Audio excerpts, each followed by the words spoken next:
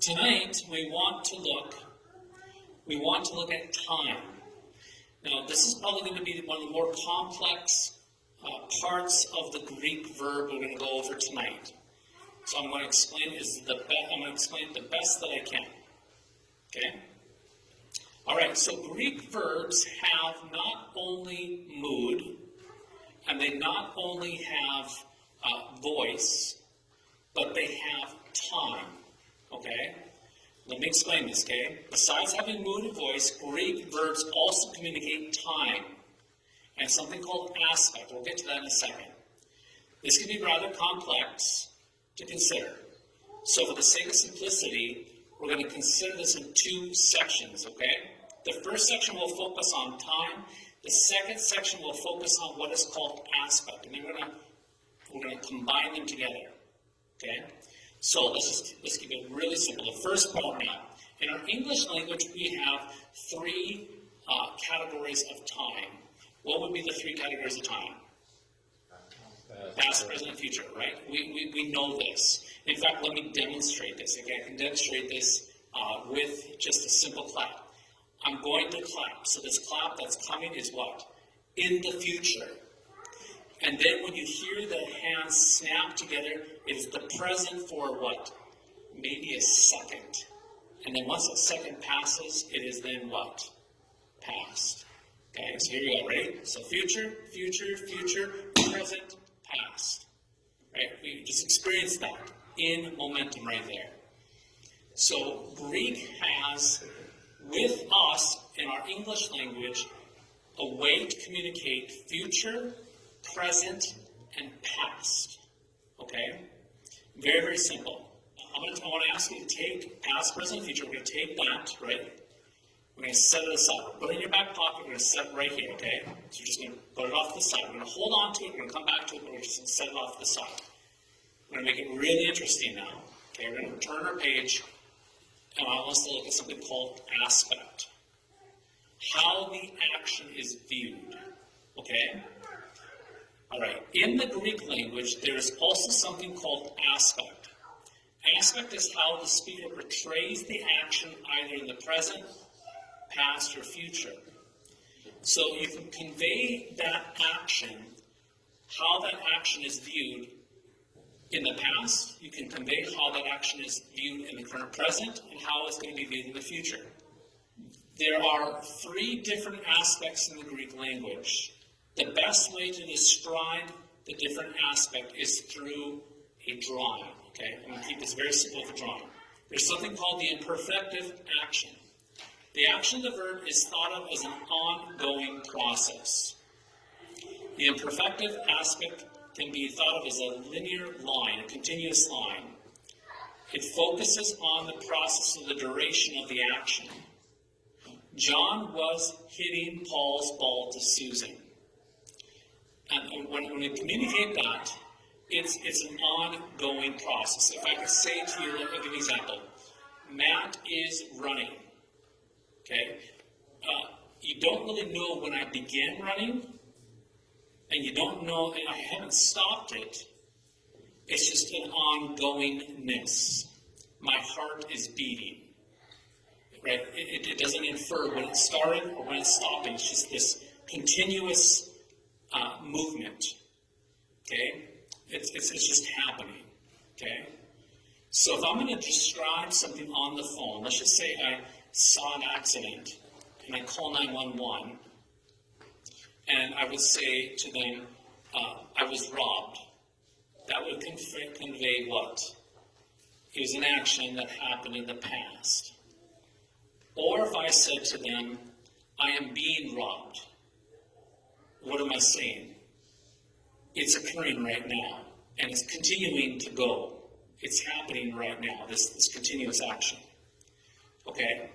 So this idea of action, you can communicate verbs in an ongoingness. Let's just say it that way. There's another way of communicating the action of the verb, and it's called the perfective. And what this says is that there's something that what? Was brought to completion and there was some sort of action or something that was brought to completion, and as a result of that something and what happened, there's ongoing results. The best way of explaining this is the words of Jesus on the cross to tell us that it is finished. So, what is finished? That word, it is finished, scholars have spilled a lot of ink on that. What has been finished? Fulfillment of the law is finished, is one for sure, absolutely.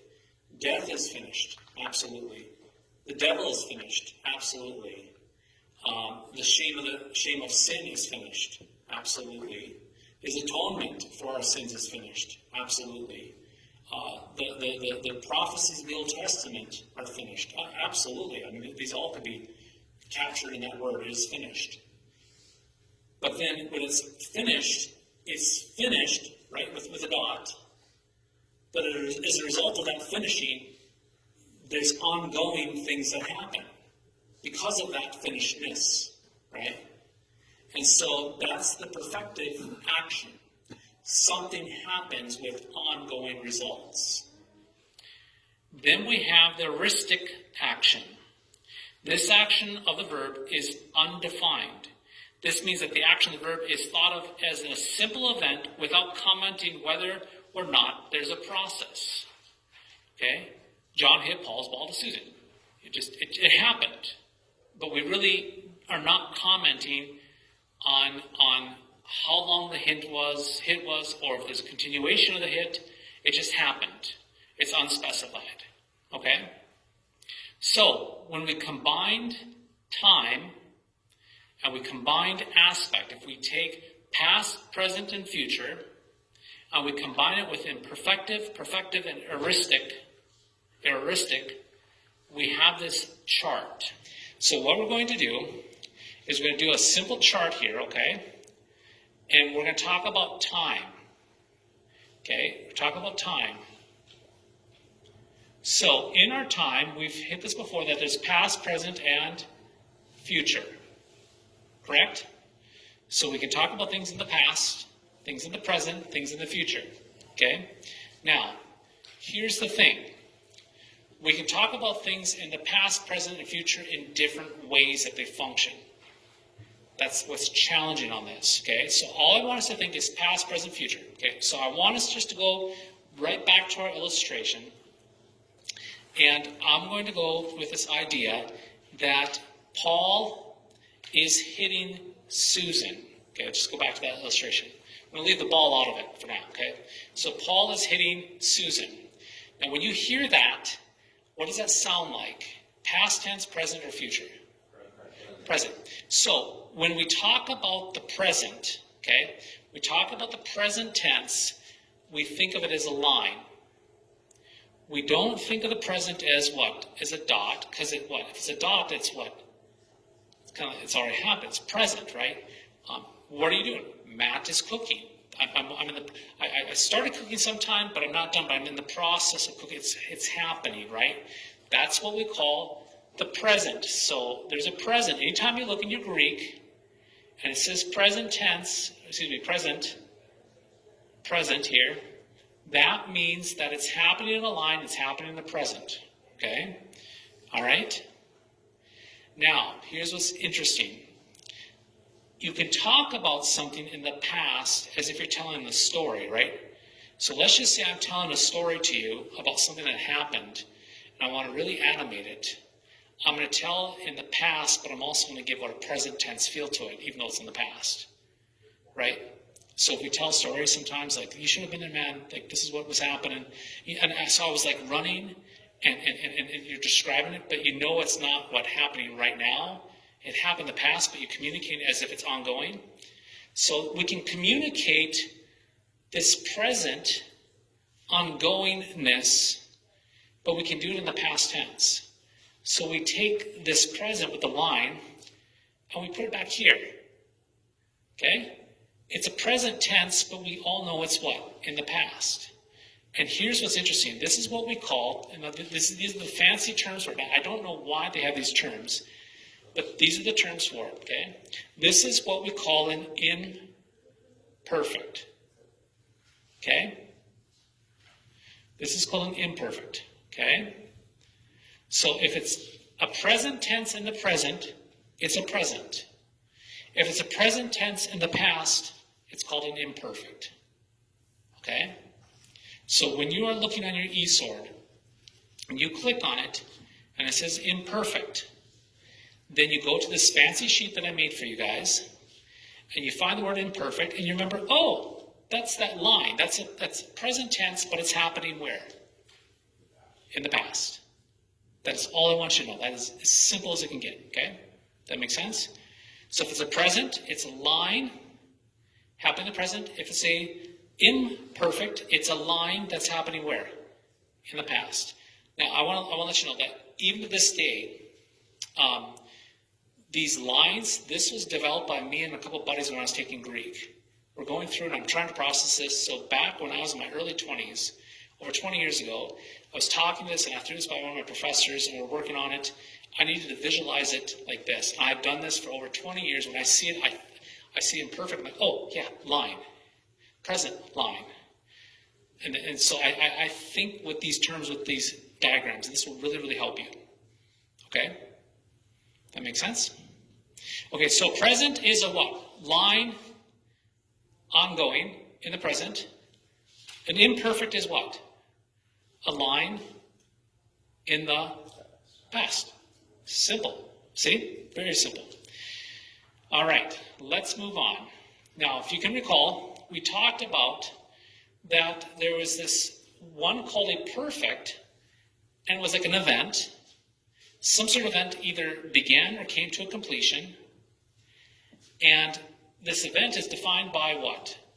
A dot.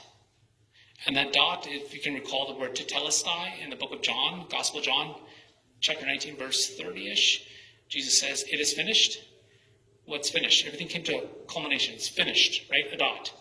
But then the finishedness of it has ongoing what? Results that continue forward. So this is what we call the dot with a line is perfect. Now, it's like the present. There's an ongoing to it. It's like the present, but we actually have a definitive beginning point or an event that happens at the beginning of it. That makes sense? So whereas Matt is cooking, if I wanted to say a perfect, I'm trying to think how I do this in English, I would say, yeah, I started cooking at, 5:45, implying that I started, but I'm still what? Cooking, right? You see what I'm saying? Or I cooked it, and it's like, hurry up and get up and eat. The food's going to get cold. It's cooked, right? It's done. You finish cooking, so it's cooked. It's ready to what? Eat, right? So there's an event with that tail that happens off of it. That makes sense?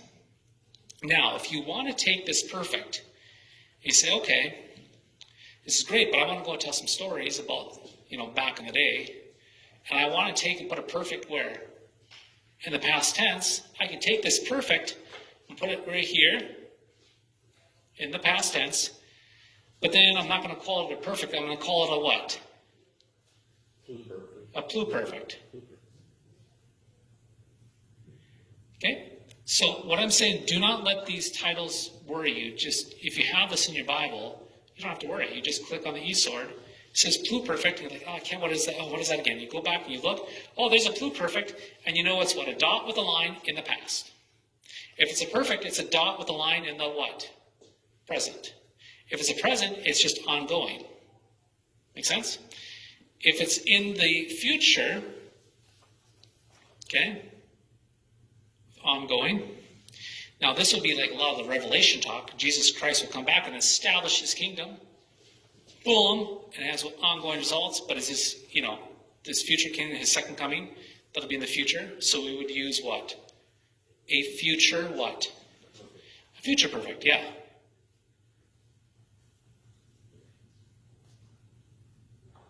Okay? That makes sense? Is this helpful, putting it together this way? Okay. All right. Now, we have one more. We have what's called the aorist. I want us to think of the aorist as an event. It's an event, and and I learned it a couple of different ways. It's an event that really doesn't have any definition. There's really there's no present tense. There's no ongoing. It's just an event that happened. You can think of it a lot of ways. It's not exactly, from my understanding, it's not exactly like a past tense, but it kind of is. It's just kind of like an event that happens, undefined. So an aorist is just going to be a what? It's just going to be a dot. I don't know if people online will be able to see this. It's just a dot. So there's no tail to it. There's no tail before or after, no line that comes off of it. It's just what? It's just an aorist. And generally speaking, the aorist, we would understand the aorist as being what? In the past tense. John hit Susan. Okay? We're not really referring that he was continuously hitting her. He didn't hit her with an ongoing result, just it hit. It happened in the past. Right? So, hit. That makes sense? I cooked up some spaghetti. Right there. I'm not cooking it. I'm not continually cooking it. It's not cooked. I cooked it in the past. Right? It happened with really no exact definition of what happened with it. Okay? Make sense? Then, if we want to move the aorist to the present, we really can't do it in the present. Why? Because if it's in the present, it's going to be what? It's going to be in the present. So you can't put an aorist into the present, because this aorist into the present, because it's just present is present. There's movement to it, right? You see what I'm saying? So this is off the charts right here. Okay? All right? I don't know on this, but I'm going to assume the reason why this is off the charts because the present is now. You can talk about the present and the past, but the present and the future, we haven't arrived there yet. So that's my understanding. So I would understand that why we don't have that future, the future present. Okay? But over here, if we have a future present, we call that a what? Just a future. Yeah, just keep it simple. Future. Okay? All right? So let's practice this. If I say an aorist, maybe without trying to look, an aorist is what? Just give me the symbol. Aorist is what? What kind of symbol? Dot. Past, present, or future? Past. Okay? Future. Dot. Future. Okay? Present. Line. Present. Yep. Blue perfect. Dot and line where? Past. Yep. Perfect. Dot and line. Present. Imperfect. Line in the past. Okay? All right. So, when it comes to Greek verbs, just to review on this is how, and we do this in the English language, so this is not different than the English language. It's just that the Greek verbs are a little bit packed with, okay, so if we take our Greek verbs in the English language, let's just communicate it this way. It's going to be really, all the grammar students are going to be rolling their eyes when I say this. Our English language verbs, the verb doesn't really stand on its own. It usually has like a posse around it, a bunch of people hanging around.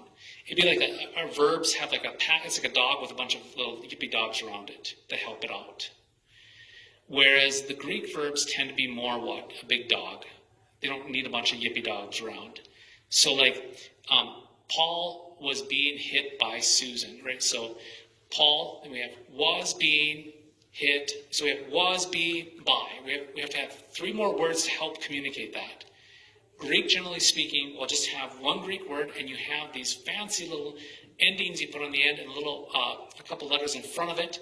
And then the whole Greek word, the Greek verb carries all the weight, and it doesn't need to have a big group of yippy dogs around to kind of help carry that. That makes sense? We do the same thing in English, but the Greek verb packs a little bit more punch. Okay?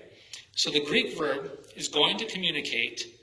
The Greek verb, when you look at the Greek verb, you're going to find out the mood of the sentence, which is whether it's imperative or indicative or subjunctive. Whether it's the verb is demanding something, indicating something, or giving the mood of possibility. You're going to find out the voice, which way the action is going. Is it going from the subject to the direct object or the other way around? Which way the arrow of the sentence pointing, right? So the sentence is going the action going this way, or is it going this way, or is it going around? And then you're going to find out from that verb, is it ongoing in the present? Is it ongoing in the past? Does something happen with ongoing results in the past? Something that happened with ongoing results in the future? Or are we just saying that something happened in the past or something might happen in the future? See how that works? So now, looking at this right now, there's a tremendous amount, what we've covered here just tonight, a tremendous amount of material that we just covered. But what I'm trying to stress to you, and I've hopefully stressed to you, is with a couple of these helps, like just this sheet itself, and the beauty of new electronic software, you can actually go and find that verb, click on it, and it'll give you a code, and you pull these helpful charts that I've given out, and you can go through and you can read it, and say, that's what that means.